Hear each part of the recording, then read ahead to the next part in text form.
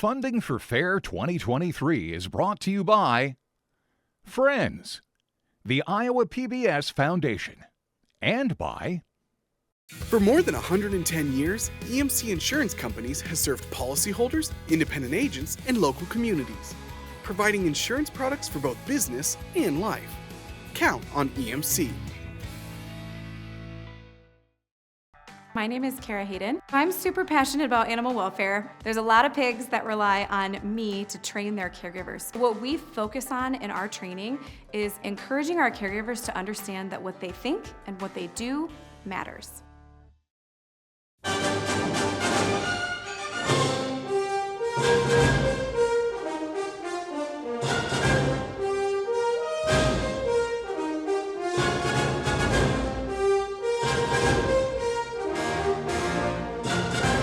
Iowa PBS presents Fair 2023.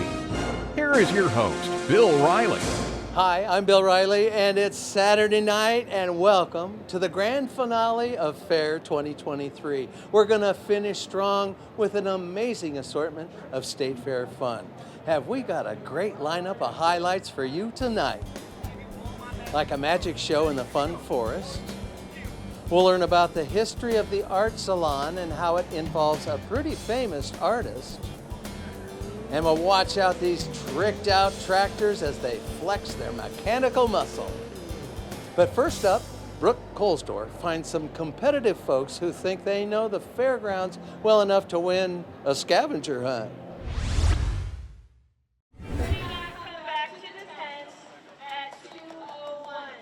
To celebrate Parks and Recreation Day at the fair, they're holding their annual scavenger hunt. It's a popular event.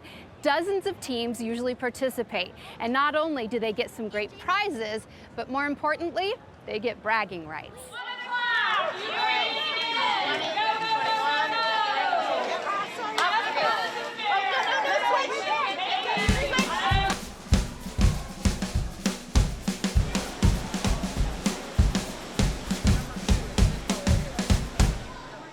The scavenger hunt is this. We had a couple of our members go out a couple days ago. They look throughout the entire grounds. They come up with a different scavenger hunt every year, so it's not the same, which is the key. They'll go all over and pick up key points that people have to do, whether they take a picture by the butter cow and have a selfie there, or they got to get a ticket to something else, or they got to bring a wrapper back from the Varied Industries building. And they start promptly at 1 p.m. on this Thursday, and they have to 2 o'clock, exactly at 2 o'clock, and they have to arrive back. Then that information's all gathered and calculated and tabulated by all my volunteers.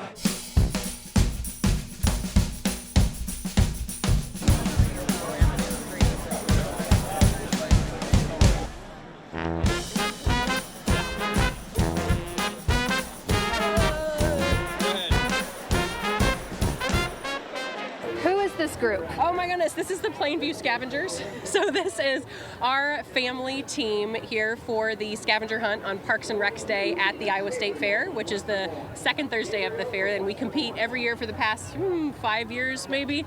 Yeah, pretty intense, pretty wonderful. How many do you have on your team, and how do you deploy? We have 4 on our team this year. We have one person that stays and writes, and the rest of us just scatter in different directions. So we try to, because they have questions that are from one end of the fair to the other. So if you were just running together, it would be almost impossible to keep up. So you have to kind of take in sections a little bit. Yeah. Yes.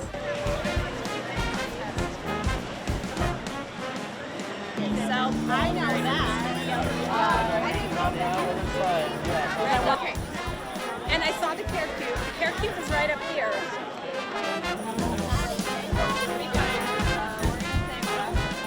Okay, do you think you're going to win this year? Oh golly, what a big question. I don't know. We sure hope we will, but we feel really good about our answers. But if we don't, it is okay. We'll still be back next year. So it is so much fun. Yeah, we've done all these games since my child is now 23, but when he was really little, we played all the games on Thursdays. So the park and rec people know us. With 44 out of 45 points, team number 9, the Scuttlebug.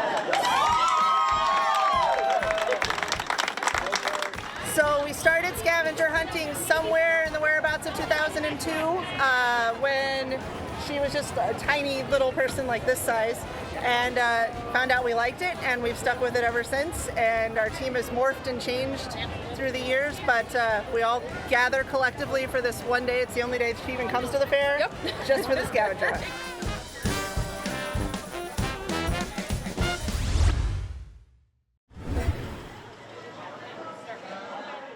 For thousands of kids that participate in 4-H each year, the fair is an opportunity to showcase projects and cultivate important skills that last a lifetime.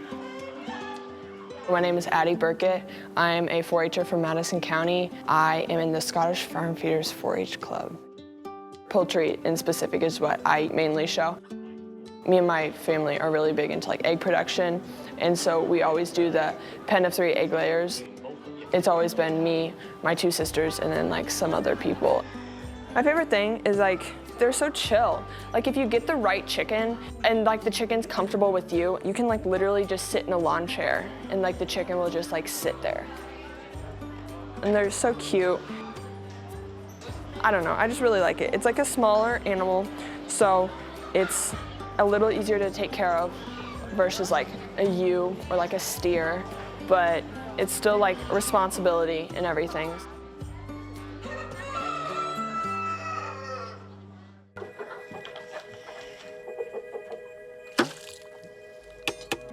Responsibility is a life skill all 4-H members learn.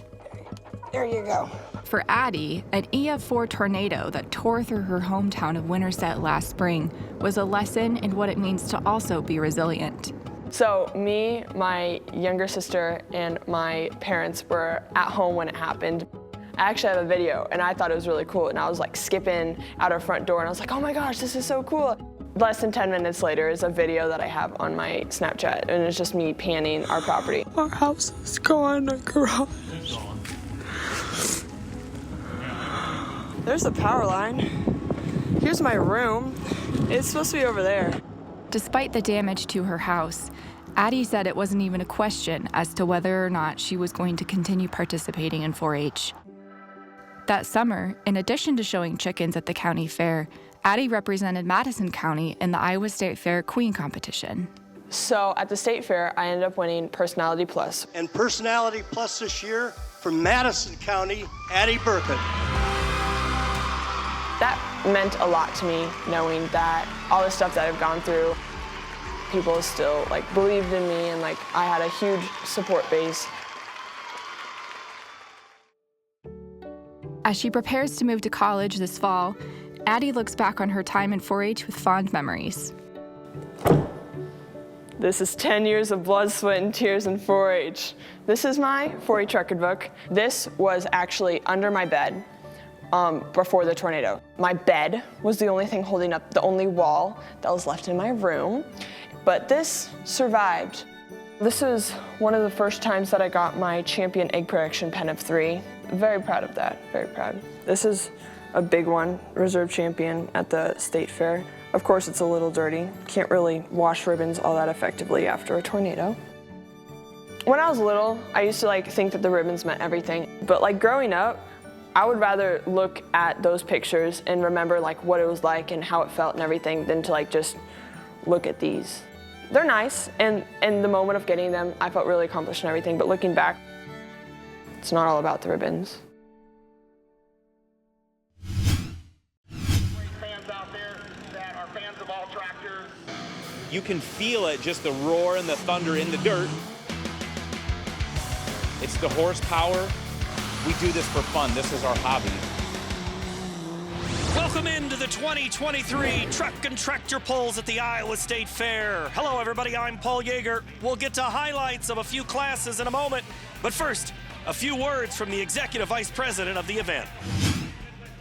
We're in our 3rd year of being back from the original grandstand being remodeled. The Elwell Family Park got put together 3 years ago. So we're now in year number 3 of the Truck and Tractor Pull and being here back at the State Fair. And as an Iowa farm kid, as an Iowa farm boy, that means so much. So we're excited to be back here. The other thing that's very neat about this year is they brought in all new dirt to put in front of the Elwell Park 3 years ago. 24 inches deep, 100 feet wide track, 400 feet long, is how much new dirt they brought in, of a mix of loam, sand, clay, of what we asked them to do in front for a tractor pull track. It's taken about, we knew this, it took about 3 years for that Mother Nature, freeze and thaw, cover crops, where we have an amazing track now. So it's great. It creates a consistent track. The dirt holds together, but not too much, to where it creates great traction for both the competitive tractor or truck, but also for the sled to work. As that weight comes up and puts more weight on that track, creating friction, that sled works so much better if you have consistent dirt, not a wet hole or a soft spot or a loose spot. It's all consistent throughout the whole width, the whole length of the track. So it creates that much better of a performance, an entertainment piece for the crowd, and for the competitor, he's got a better shot of having a good pass. Whether he's the first one in the class or the last one in the class, the dirt is remaining consistent. It's not about speed like a race, it's about distance pulled at a tractor pull. Now let's get to that high-octane action on that renowned soil. We begin in the modified class. Craig Ulmer from Larchwood, Iowa. He's driving Sweet Pain to a third-place finish with a pull of 3:13.33. This is Wayne Longnecker. He's driving River Rat. He is out of Cambridge. He is rolling down that river. Down the track, second place pull at 3:23.32. Let's try to hang on with Twisted Whip, Donald Nelson, out of Cat Spring, Texas. He meows his way down that course. Look at him go. Still hammering. 3:54.83. First place in modifieds. Let's get to another class. This is Diesel. And this is Brad Hammer. He's conducting the Symphony of Destruction. He's over from Belvedere, Illinois, for a 3:21.11 pull. Good enough for third place. Now Ryan Stahl. He's all spooled up from Claremont, Missouri. Let's see how much he can unravel, uncoil. He's rocking, he's rolling, he's pulling all the way to second place at 3:27.48. And now Megatron, Jason Wayman, Novinger, Missouri. More than meets the eye in this truck. He transforms for a first place 3:36.89 pull. And now we move to Super Farm class. Alan Andrews, the Dakota Deer, out of Beresford, South Dakota. He gets behind that John Deere. That green goes 3:03.06. Now it's Chad Andrews, also out of Beresford, South Dakota. He's riding the Brule Buck. Also the John Deere. Look at him go, 3:06.30. Oh, that's good enough for second place. Now Barry Spawns. Double Trouble Unleashed. Out of Rock Valley, Barry Spawns. Barry responds with a huge pull, 3:06.94. That is your blue ribbon pull. That's all we have time for this year. Be sure to check out all the pull classes in person at next year's fair and tune in to Iowa PBS for select highlights.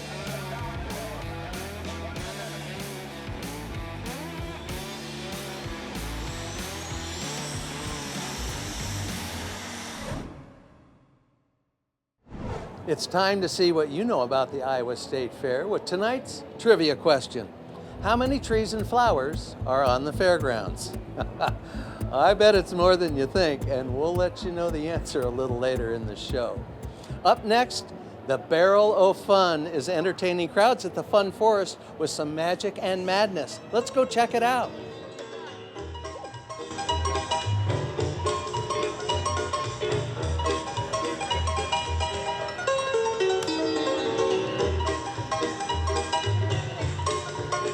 All right,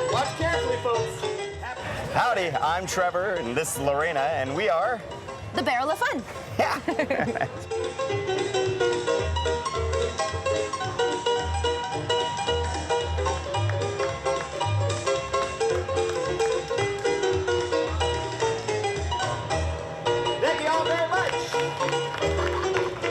And then these are two characters that we introduced about 2 years ago now.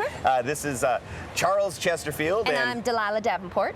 All right, now Dayton, this is how we're gonna play our game. Pop your finger back in there, honey. I'm gonna roll some toilet paper out like this, right off your fingers. Now, I'm gonna crunch up the toilet paper just like so, Dayton, and I'm gonna mix it up into a little ball.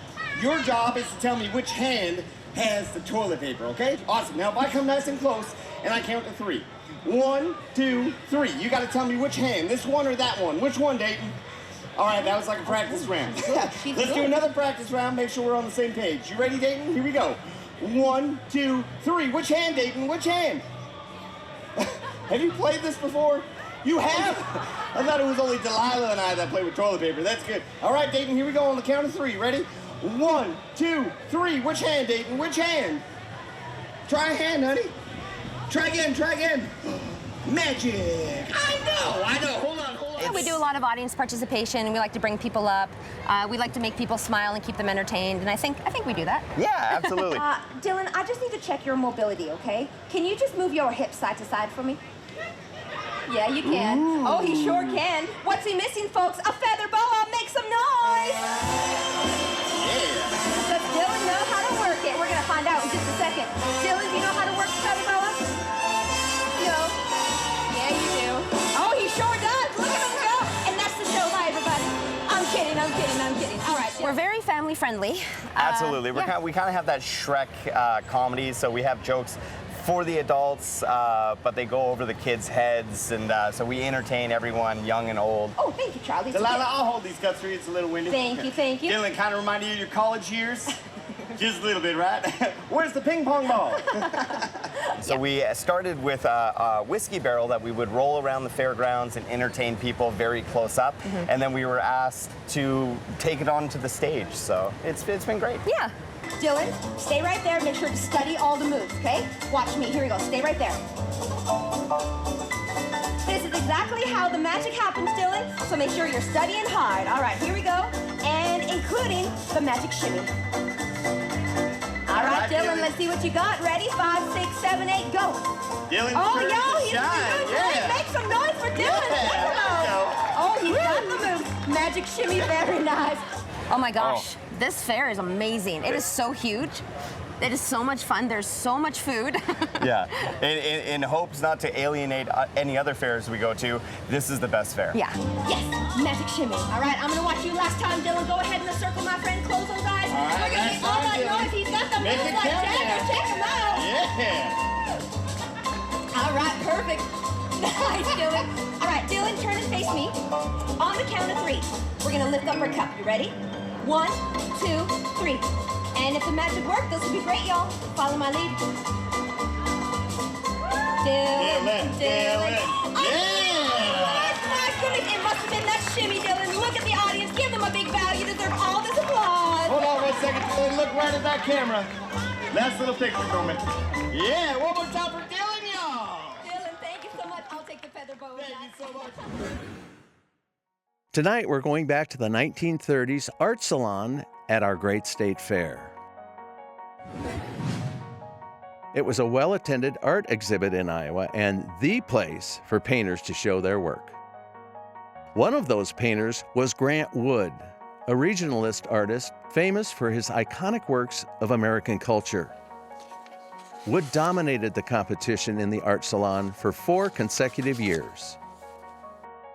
The regionalist style became popular in the 1930s with its realistic and detailed depictions of rural life. These artists were well known to be influenced by the social and political currents of the time. Politics have always been kind of just under the surface at the fair, and the art competition had tended to be a pretty conservative affair, still lifes and paintings of animals and things like that. In the 30s, especially as the Depression took hold, a lot of artists were painting themes that were more political. Following his success at the fair, regionalist painter Dan Rhodes was asked to create a mural in the Agriculture Building as a Works Progress Administration project. It depicted the history of Iowa and would take a year to paint. And Dan Rhodes in particular painted a mural that showed Iowan farmers sort of hardworking and suffering a little bit, as many were in the 30s. And the reaction to this was really swift. A lot of people had a cultural problem with it. They thought that the mural made Iowans look a little bit bedraggled. But there was also a political subtext. Fair Secretary Lloyd Cunningham called the work an insult to Iowa farmers because he felt it depicted them as club-footed, coconut-headed, barrel-necked, and low-browed. Some politicians thought that the fact that one of the characters was holding a sheaf of wheat in their left hand was a political symbol and tried to claim that this was sort of a secret communist propaganda being brought into the fair. And after only 8 years, the Fair Board called for its removal, the lumber being used for patchwork around the fairgrounds. After that, went back to a very sort of conservative form of judging. The themes that were allowed or that were premiated were no longer those of kind of farmers laboring or struggling. There's often criticism of public art, and in this case, the public art in the Agriculture Building, we don't have that around to appreciate anymore or decide whether it should have lasted.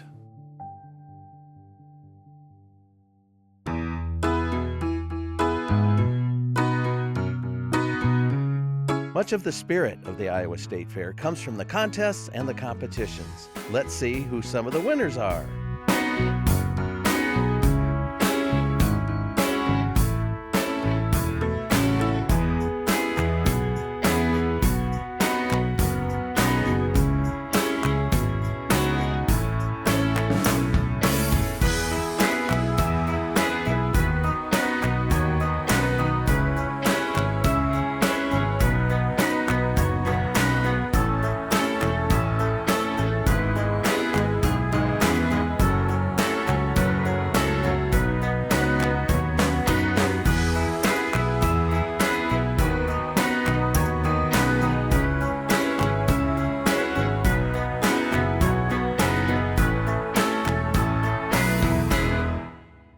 We've reached the halfway point of tonight's show, which means it's time to take a quick break. When we come back, we'll finish our coverage of the fair with a taste of just what the State Fair is all about. We'll listen to the music in Pioneer Hall. We'll experience the distinctive beauty of the fair at night. And we'll celebrate the accomplishments of this year's winners at the Sale of Champions. The celebration continues, and we plan to finish our Saturday night strong. So come right back for more State Fair fun on Iowa PBS.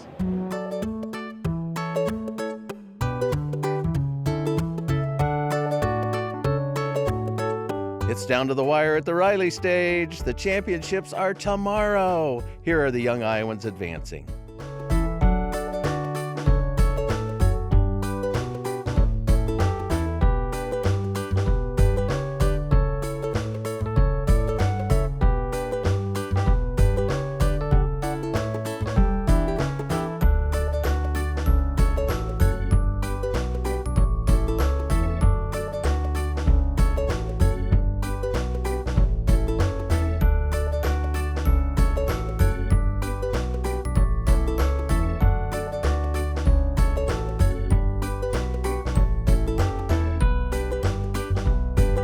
Don't forget, we'll bring you the Talent Championships here on Iowa PBS, Sunday, August 20th at 8 p.m.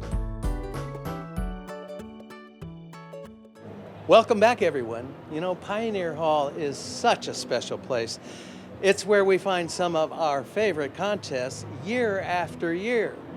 But later in the day, it's also a place to escape the hustle and bustle of the fair and enjoy some good old-fashioned music.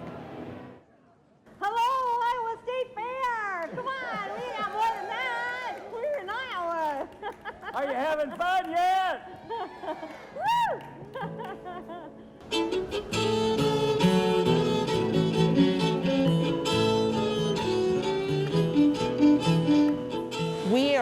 Pioneer Hall.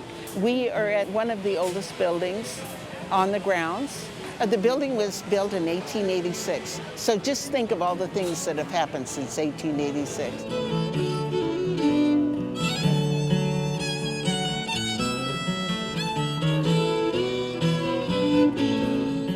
We're just enjoying it and relaxing. We have to sit regularly, you know.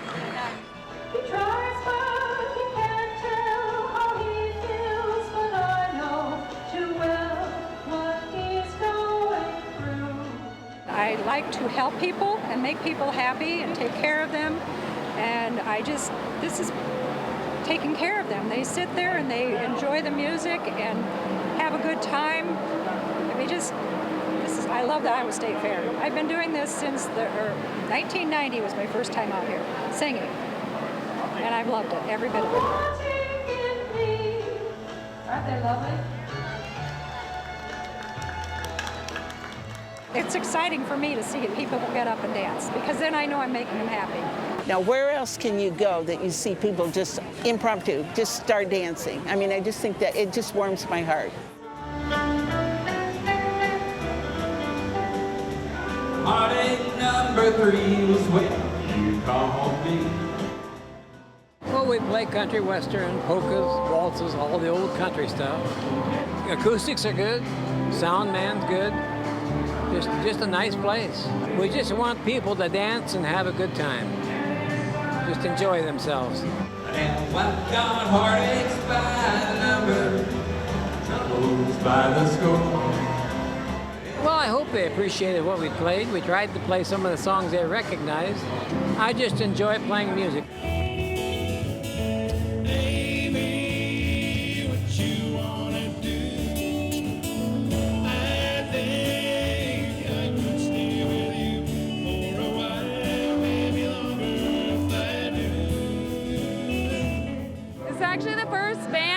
This year, but I think they're great. Yeah, I'm really enjoying it.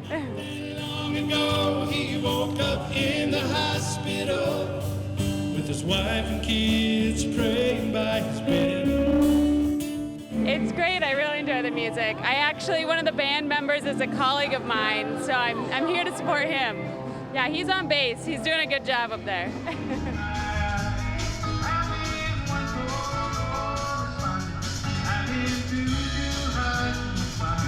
It is very important that we keep this atmosphere, but people need to discover that so that they can appreciate a slower pace, you know, and the past and all the struggles it took to get where we are now. And as long as I keep singing, I'm alive. He can't tell how he feels, but I know too well.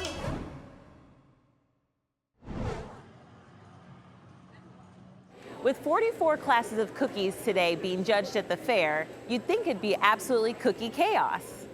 But nope, the organizers, volunteers, and contestants have got these competitions down to a science.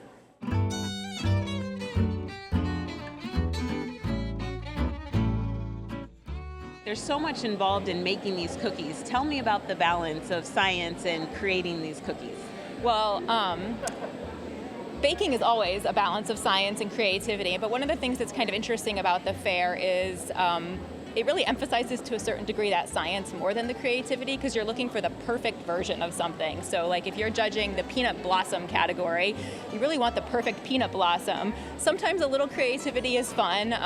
Yesterday we had a peanut blossom that was like a double chocolate peanut blossom, but we gave the #1 spot to the like classic peanut blossom that was just perfectly executed.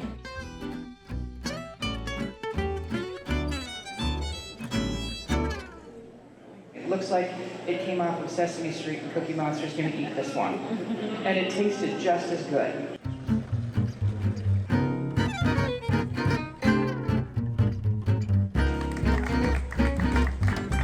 These were a taste sensation.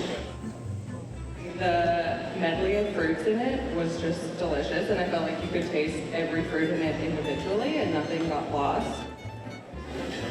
If you eat with your eyes, I could have eaten all of these cookies at once. They're very pretty, very fresh flavored with the fresh raspberries and using fresh pureed raspberry and the buttercream as well. First place goes to Mia Frankopole. Congratulations!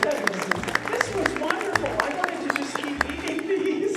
I had a hard time stopping, and I went from tasting to eating. So tell us about your cookie that you won Blue Ribbon for. It was an oatmeal almond joy cookie. It had sliced almonds in it, oatmeal, coconut, and semi-sweet chocolate chips. Sounds delicious. Did you come up with this recipe yourself, or did somebody help you? Well, one of my mom's co-workers made this oatmeal cookie with almonds in it, and she cut up the almonds, and so my grandma really loves those, and she wanted to try to recreate the recipe. So we started out with these trash cookies with cranberries in them, and I think it was walnuts, but we decided to take those out and just make it into whatever it is today. What do you want to be when you grow up? I've always had my heart set on for a medical professional, but baking is definitely a hobby for me. And there's a lot of science to it, too. Oh, yes. The Iowa State Fair cookie contests aren't just about ingredients and techniques. Many times, there's something deeper, like learning self-confidence and exploring that balance between art and science.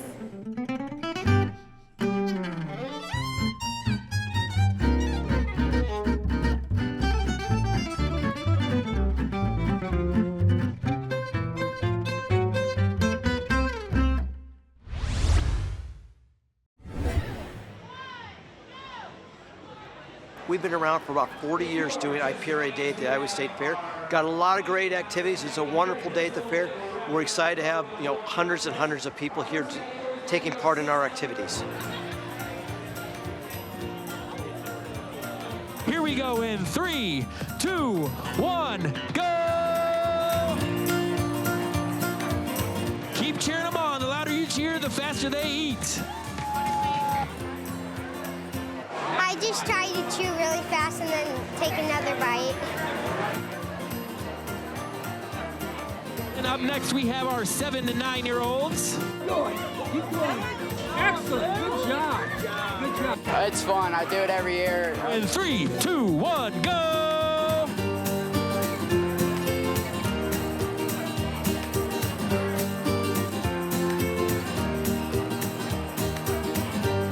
There was like the big chunks, like the crust, and so I went for the crust first and figured that like if I got to that first that I could get the W. So I think they enjoy it because it's a lot of fun just to be able to see people have to get out of their element and have to gobble down a piece of chocolate pie with cream, with chocolate crust as fast as they can without choking on it, so they can get that blue ribbon, so they can keep that for eternity there.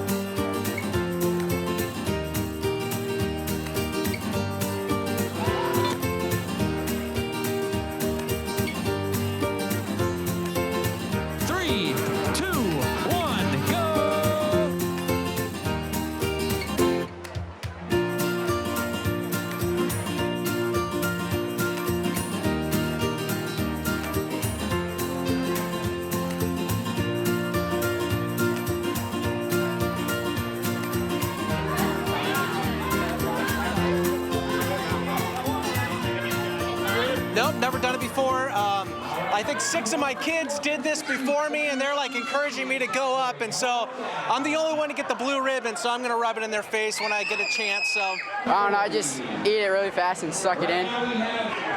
Just because I like eating pie. The pie eating with the big wheel races, the scavenger hunt, and bubblegum blowing and the big wheel races, those are the mainstays of our events. And they just, if we try to get rid of them, I think the public would be upset.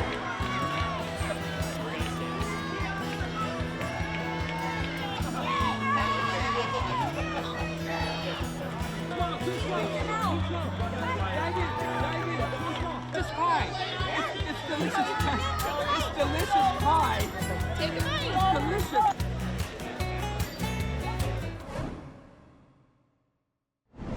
How about the answer to tonight's trivia question? The question was, how many trees and flowers are on the fairgrounds? The answer, there are 3,000.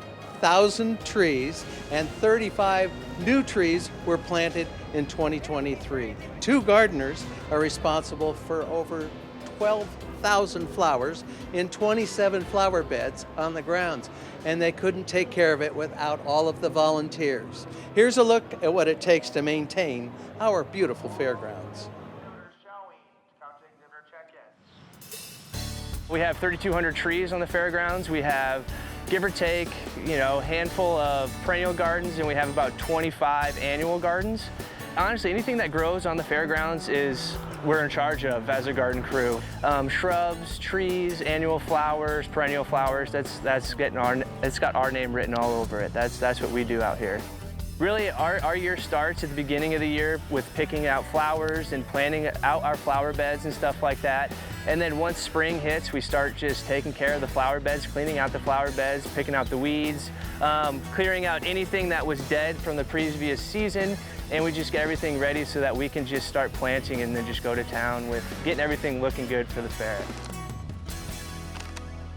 I mean, there's nothing more fun than having your hand in the dirt, getting dirty, watching something, planting it when it's young, and then watering it, fertilizing it, and watching it grow. There is 21 annual flower beds. This one would be considered one. It's got one here, one there, and then one over there. And 13,000 flowers every year, depending on the variety. The first day we planted, I had a volunteer, and we planted over 800 in one day, from 8 o'clock to 3:30. That was a pretty good day. I've planted probably 75% of them, so if they're on the grounds, definitely. I've probably planted it. Volunteers have been awesome, and we really enjoy their help because they love gardening and just really cool thing. Just a really cool thing. Well, we are just finishing up our planting phase. We do have a few gardens here and there that we are finishing up. We are kind of in our maintaining phase. We're making sure we're fertilizing, we're picking all the weeds, and making sure the flowers have enough water and food to grow and get full for the fair in 50-some days. These are magenta vincas. We're going at 6-inch spacing, and we'll go at kind of alternate so they fill in a little bit better. Put it in there and make sure there's some room in there, then just lightly fill in around it. You don't want to bury the plant, but you also don't want the root ball sticking up either at the same time. So you want to make sure you're level with the ground, tamp it in nicely so it'll stand when we water it or any storm or anything like that.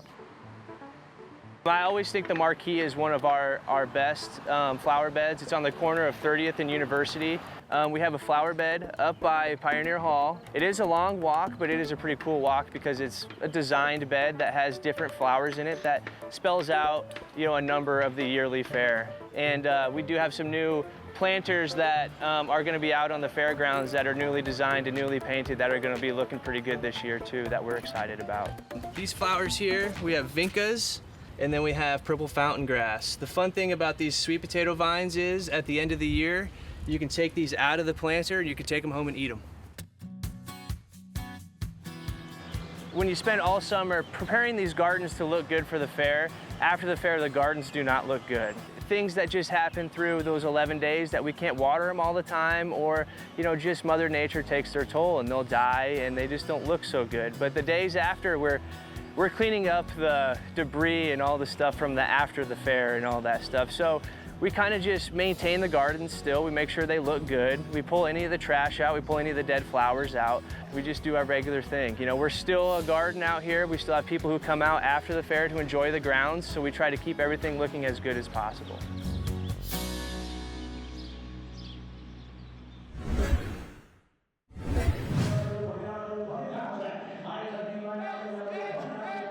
It is time for one final marquee event. It is the Sale of Champions. The first is in the ring. The best of 4-H and FFA in the state of Iowa gets underway now. Up first, Mason Shala with the 4-H Market Steer. Mason, who turned 14 this week at the Iowa State Fair. His sister was the grand champion steer exhibitor last year. Sold for $125,000. Now entering the ring is Claire Shanks from Colfax. She has the reserve grand champion 4-H market steer. And her steer earns $70,000, a new record. Now to the 4-H market heifer, Nick Remsma of DeWitt.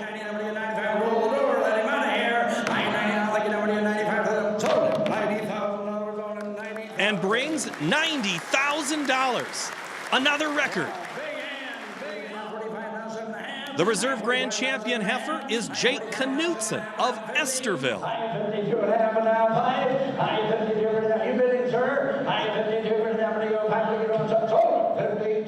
Sold $52,500, a new record. To the hogs, the grand champion 4-H market hog, Rylan Busing from Stockton, Iowa. Sold $36,500. Reserve grand champion 4-H market hog, also Rylan Busing. Only the third time that that's been done in fair history. The reserve brings $20,000. Congratulations, Rylan. Entering now with the grand champion FFA market hog, Delaney Runner from Gilman. Get ready for this one.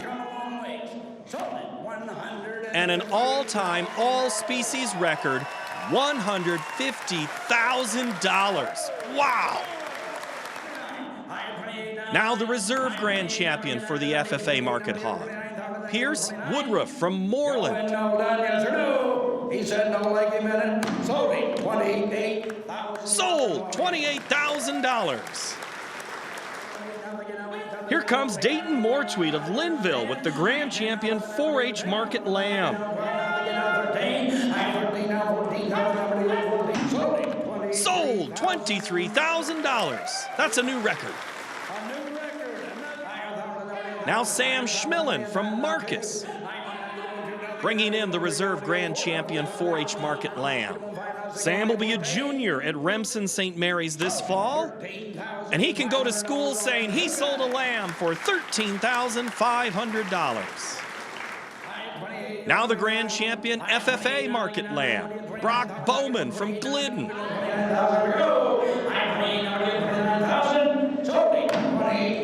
Outstanding in his field and good in the ring. Sold for $28,000, a new record. Now the reserve grand champion FFA market lamb, Mackenzie Rule from Haywarden.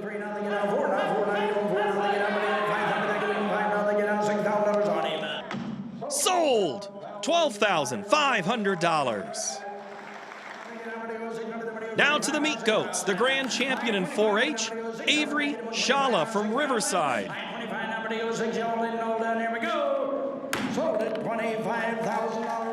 And that's a sale for $25,000. That's a new record. Max Petzenhauser from Rowland walks in the grand champion FFA meat goat. $10,500. And his goat earns $10,500. To broilers, Aubrey Otto from Mason City brings in the grand champion 4-H market broiler. The grand champion broilers earn $12,000, a new record. Carly Spear in the ring now from Newton brings in the reserve grand champion 4-H market broilers. Sold them $8,000. And those broilers bring home $8,000. And that's how we finished up $704,500. A record. Congratulations to all of our exhibitors and bidders. Before you leave, an all-time sale record.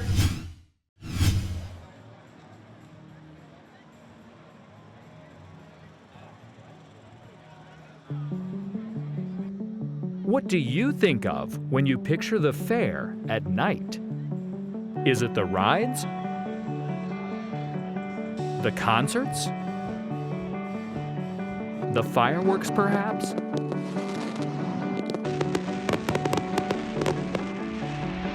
You're probably not thinking of this. The fair at night to me is a city within itself, with all the hustle and bustle, things behind the scenes.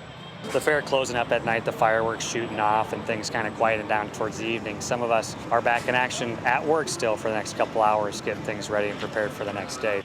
So what happens at the fair after the gates close at night? We have hog load-ins in the middle of the night. We're helping them with stalling assignments. Then we'll run them through the vet check. Looking for different, essentially biosecurity concerns, whether it's infectious diseases or those types of things. Got it.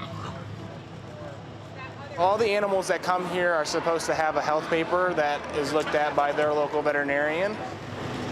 Unfortunately, with these free papers, he didn't actually fill in an inspection date.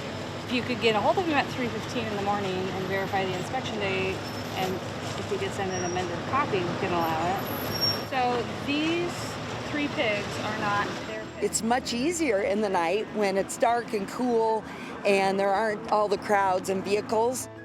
When we have load-ins, it can be quite chaotic. We could bring 300 trailers in. Yeah. There you go, gentlemen. Have a great fair. Good luck. Sometimes we work 20-hour days. We've got a great team, real great. Yeah.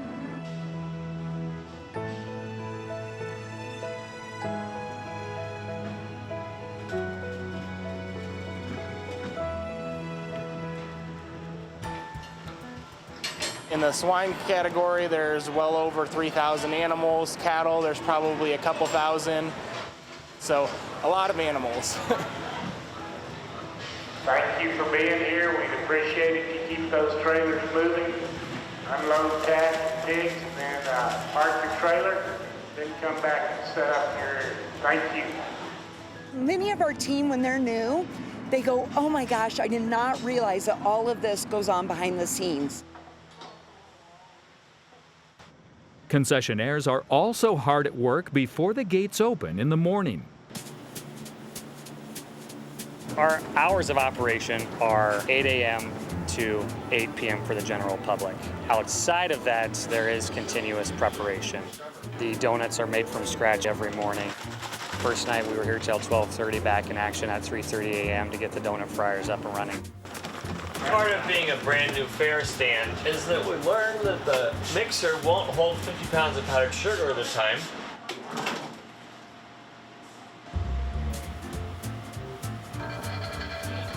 Can I get a 2-cup measuring cup, Jason?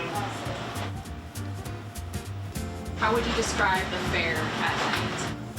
When the people are escorted off the grounds and everyone's gone, it's a buzz of golf carts and gators, like a dance.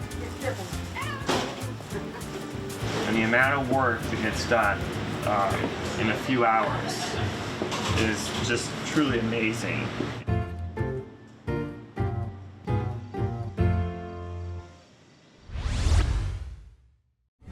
And that wraps up our final evening of Iowa State Fair coverage, which means it's probably time for the bloopers. Okay, I probably did something silly along the road. Can we just get this over with?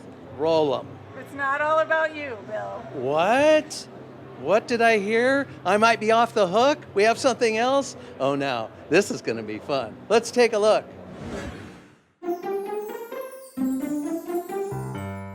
Oh, I gotta have my hat ready. Okay. Are suited up and ready to go. I didn't get it on. It didn't go on. That's good. We need bloopers, so right. this is good. With 44 classes of cookies being judged today at the fair. Okay, go ahead. To find out what it's all about. I want to tell you something. Who came to see? Who came to see? Why can't I can't get it? Charlie is from. Where's Charlie from? This is how we treat talent. They get to ride in the back on like half a square foot of space. We're gonna find out if, as long as they don't move. I think you can make it. Oh no, they're moving. No, we can't. Wow. I have never been involved in anything so violent as that. Okay.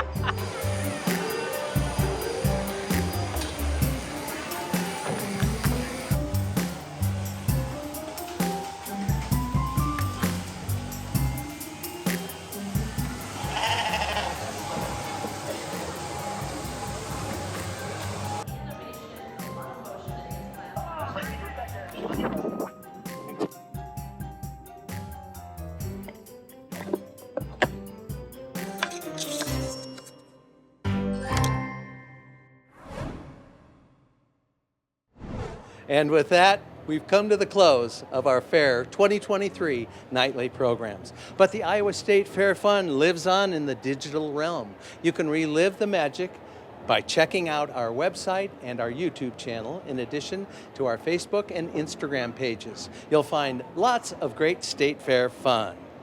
There are several ways you can engage with us about our beloved Iowa State Fair anytime, anywhere. Thanks again for joining us on this wonderful Iowa State Fair journey. It's an honor and a pleasure to be a part of this incredible and long-standing tradition.